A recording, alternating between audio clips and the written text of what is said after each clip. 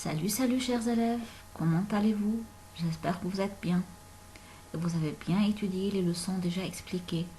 On a terminé unité 1, unité 2, 4 et maintenant nous sommes proches de terminer la cinquième unité. Aujourd'hui on va prendre la quatrième et la cinquième leçon, le quadrilatère inscriptible et les propriétés d'un quadrilatère inscriptible. Alors on commence. D'accord. C'est quoi un quadrilatère inscriptible? Quelles sont les propriétés d'un quadrilatère inscriptible? Quels sont les caractères qui donnent à un quadrilatère le nom inscriptible? Inscriptible, c'est-à-dire inscrit dans un cercle, ou bien les sommets se trouvent sur un cercle. Les 4 sommets d'un quadrilatère se trouvent sur un même cercle. Comme ici, A, B, C, D, ce sont 4 sommets d'une figure qui est un quadrilatère. A, B, C, D, c'est un quadrilatère. Et puisque les 4 sommets se trouvent sur le même cercle, donc ce quadrilatère est appelé inscriptible. Il est inscrit dans un cercle. Les propriétés, on peut dire que les premières propriétés, c'est les 4 sommets appartiennent à un cercle. C'est la première propriété, d'après la définition. Deuxième propriété, on a les angles opposés sont supplémentaires. Alors les angles opposés comme angle A et angle C sont supplémentaires. C'est-à-dire par exemple si angle A égale 100, donc angle C égale 80. Angle B et angle D sont supplémentaires. Par exemple si angle D égale à 40, donc angle B égale à 140. Bien sûr, dans un quadrilatère, la somme des angles égale 360. Et si ce quadrilatère est inscriptible, donc les angles opposés sont supplémentaires. A et C sont supplémentaires, B et D égale à 180 sont supplémentaires aussi. Troisième propriété qui est très importante aussi, la mesure de l'angle extérieur de n'importe quel angle est égale à la mesure de l'angle opposé de son adjacent. Ça veut dire quoi ça? Par exemple, on a l'angle ECB, l'angle qui est à l'extérieur, angle ECB. Cet angle est un angle à l'extérieur de l'angle C BCD. Alors, angle CECB est un angle à l'extérieur du quadrilatère. Et il est adjacent à l'angle BCD. Adjacent, c'est-à-dire on a un côté commun entre les deux angles. Angle ECB et angle BCD. Donc, on a le côté BC, un côté commun. Donc, on peut dire que l'angle ECB et l'angle BCD sont des angles adjacents. Donc, angle ECB qui est l'angle extérieur n'est pas égal à son adjacent, mais il est égal à l'opposé de son adjacent. Qui est l'opposé de l'angle C? C'est l'angle A. Donc, on a angle C, ou bien ECB, égale l'angle A. Angle A, c'est l'angle opposé à l'angle C dans le quadrilatère. Donc, angle ECB égale à angle A. Si on va faire une petite démonstration, on a dit que angle A, c'est le supplément de C. Donc, par exemple, si angle C égale à 80, donc angle A, c'est 100. Et l'angle ECD, c'est un angle plat. Alors, bien sûr qu'il est égal à 180. Et si angle BCD égale 80, donc ECB égale à 180 moins 80 égale à 100 aussi. D'ici, on a trouvé cette propriété. Et même si je fais le prolongement de n'importe quel côté du quadrilatère à côté de B, à côté de A, toujours les angles à l'extérieur sont égaux à l'angle ou bien aux angles opposés de leur adjacent. L'opposé de C, c'est A, donc égale l'extérieur de C.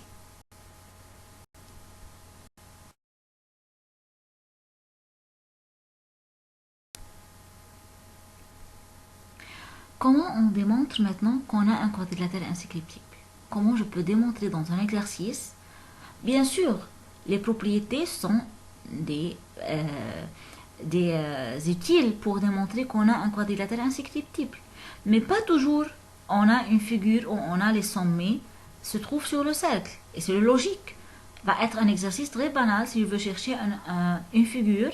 Sur la figure, on a 4 sommets qui appartiennent sur le même cercle et on dit démontrer que c'est un quadrilatère inscriptible. Mais bien sûr, les quatre points appartiennent au même cercle. C'est très banal.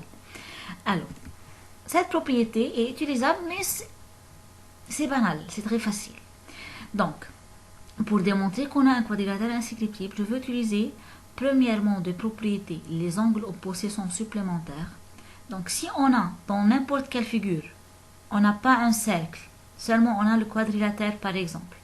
Et je trouve que angle A, comme ici dans l'exemple, égale 78 et l'angle C égale 102. Donc, 102 plus 78 égale à 180. Alors, angle A et angle C sont deux angles opposés et supplémentaires. Donc, ABCD, c'est un quadrilatère inscriptible. Deuxièmement, la mesure de l'angle à l'extérieur est égale à la mesure de l'angle opposé de son adjacent. Je vais faire maintenant le prolongement à côté de A. Alors, je veux trouver que l'angle EAD, qui est un angle à l'extérieur, est égal à l'opposé de A.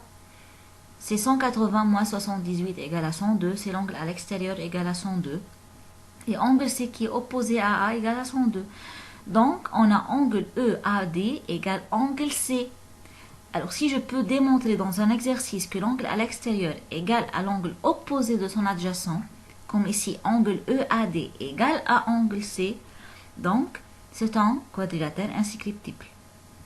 Troisièmement, si on a deux angles, sont de même mesure et interceptent la même base et se trouvent de même côté de la base, donc c'est un quadrilatère incyclique. Ou bien les quatre sommets forment un quadrilatère incyclique.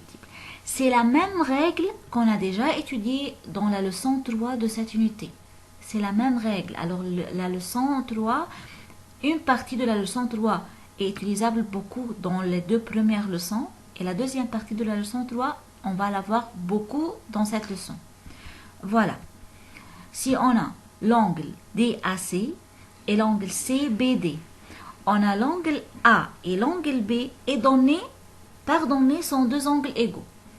Angle CAD et CBD sont deux angles égaux, deux angles ayant la même base qui est CD et se trouvent de même côté de la base CD.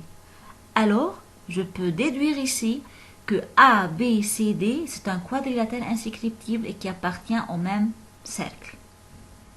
Dernièrement, si on a un point M qui est équidistant, c'est-à-dire se trouve à une même distance, c'est la même distance entre M et les quatre points A, B, C et D. Alors, on peut dire que A, B, C, D sont ou bien forment un quadrilatère inscriptible. Si la distance MA égale MB égale MC égale à MD, donc ABCD c'est un quadrilatère inscriptible. Pour mieux comprendre, on va faire un exercice maintenant. Dans la figure ci-contre, on a ABCD c'est un quadrilatère inscriptible avec AE bisectrice de l'angle BAD et on va démontrer que CE c'est la bisectrice de l'angle XCD. D'accord. Avant de commencer, s'il vous plaît, chers élèves, n'ayez pas peur. Ne dites pas que votre solution, si vous avez essayé de travailler ce problème seul, que votre solution est différente que la mienne. Dans la géométrie, chaque problème peut être traité ou bien peut être fait par plusieurs exercices, plusieurs méthodes, plusieurs étapes. La condition, c'est de traiter ou bien de faire le problème avec la démonstration logique correcte, avec une démarche mathématique correcte, sans faute de principe. Alors, surtout la géométrie, je peux faire le même exercice par plusieurs méthodes. Moi-même, je peux faire cet exercice par plusieurs méthodes. Mais chacun parmi nous a une méthode préférable, a une méthode qui le trouve plus facile. Mon œil est un peu différent que ton œil. Alors, mon œil a remarqué quelque chose, puis il a remarqué des autres choses. Alors, mes remarques primaires sont différentes que votre remarque primaire. Donc, n'ayez pas peur, votre solution est correcte, ma solution est correcte. La condition que nous les deux, on a suivi la démarche mathématique ou bien la démonstration logique correcte. On commence. Pour moi, ABCD, c'est un quadrilatère inscriptible. Il a dit ça. Donc, angle A, BAD, qui est opposé à l'angle BCD, Et angle XCD, c'est un angle à l'extérieur. Donc, angle A, qui est opposé à l'angle C dans le quadrilatère, va être égal à l'angle extérieur qui est XCD. Angle A, BAD, c'est un angle dans le quadrilatère, égal à l'angle XCD qui est angle extérieur, et son adjacent c'est BCD qui est opposé à A. Donc, XCD, c'est un angle extérieur, est égal à l'angle A, car c'est l'angle opposé à son adjacent. Voilà. Maintenant, on a aussi que AE, c'est une bisectrice. Donc, puisque AE, c'est une bisectrice, donc l'angle BAE égale angle EAD égale BAD divisé par 2. Chaque angle parmi les deux est égal à l'angle qui est le plus grand, angle A, divisé par 2. Et puisque angle A égale XCD, donc BAE ou bien EAD, les deux angles égalent aussi à XCD divisé par 2. Puisque BAE égale la moitié de angle A, donc BAE ou bien EAD égale la moitié de l'angle XCD aussi. Voilà. Maintenant, pour moi, j'ai vu qu'on a un quadrilatère qui n'est pas tracé. C'est le quadrilatère CAED ou bien CADE. Moi, je veux tracer ce quadrilatère. CADE ou bien ACED. C'est la nomination. Dans ce quadrilatère, on a les 4 sommets qui se trouvent sur le cercle. Alors, on n'a pas besoin de démontrer si c'est un quadrilatère inscriptible, c'est déjà vu. ACED, 4 sommets qui appartiennent à un même cercle. Donc, c'est un quadrilatère inscriptible. Dans ce quadrilatère, on a déjà angle EAD et angle C ou bien ECD sont deux angles égaux. Pourquoi? Car deux angles ont la même base qui est ED et se trouvent dans un quadrilatère inscriptible et de même côté de la base. Donc bien sûr que angle C ou bien ECD égale à l'angle EAD. C'est la troisième, je crois, c'est la troisième propriété ou bien la troisième démonstration qu'on a un quadrilatère inscriptible. Si on a un quadrilatère inscriptible, alors on a la forme X comme ça, ECD et EAD, deux angles ont la même base ED, se trouvent du même côté de la base, donc ce sont des angles égaux car on a un quadrilatère inscriptible. Je peux utiliser la même règle mais d'une façon inverse pour démontrer qu'on a un quadrilatère inscriptible. Alors je peux dire, pour démontrer qu'on a un quadrilatère inscriptible, je veux dire que puisque les angles sont égaux, ont la même base, se trouvent de même côté, donc c'est un quadrilatère inscriptible. Mais ici, c'est clair à moi que ACED, c'est un quadrilatère inscriptible, c'est clair, on n'a pas besoin de démontrer ça. Donc, les angles ayant la même base et se trouvent de même côté de la base, bien sûr, ce sont deux angles égaux. Donc, on a démontré maintenant que ECD égale à EAD, et puisque l'angle DCE va être bien sûr égal à l'angle ECX égal à l'angle BAE égal à l'angle DCE. Pourquoi? Car on a dit que angle XCD égal à angle A dans la première partie. Alors bien sûr que la moitié de l'angle A va être égale à la moitié de l'angle C. Et puisque DCE égale la moitié de l'angle A, DCE égale la moitié qui est DAE, donc bien sûr XCE va être égal aussi la moitié. Donc on a XCE égale ECD. Je répète, ECD c'est un angle qui est égal à l'angle EAD. Et EAD c'est la moitié de A. Alors ECD c'est la moitié de C. Puisque C et A sont deux angles égaux. On a déjà démontré ça. Donc, EAD, c'est la moitié de A. Donc, ECD, c'est la moitié de C. Et l'autre partie va être aussi l'autre moitié. XCE va être la deuxième moitié de l'angle. Donc, XCE égale ECD. Alors, CE, c'est la bisectrice de l'angle XCD. Bien sûr, mes chers, il y a des autres méthodes, des autres stratégies. On peut démontrer par laquelle que CE, c'est une bisectrice. Je répète, il y a plusieurs méthodes. Alors, chacun parmi vous doit répéter cet exercice par la méthode préférable à lui en suivant une démarche logique. On continue à la fin. Le rectangle et le carré et le trapèze isocèle sont toutes des quadrilatères inscriptibles. Alors si on a un rectangle, on a un carré, on a un trapèze isocèle, on n'a pas besoin de démontrer que ce sont des quadrilatères inscriptibles ou non. Ce seront toujours des quadrilatères inscriptibles.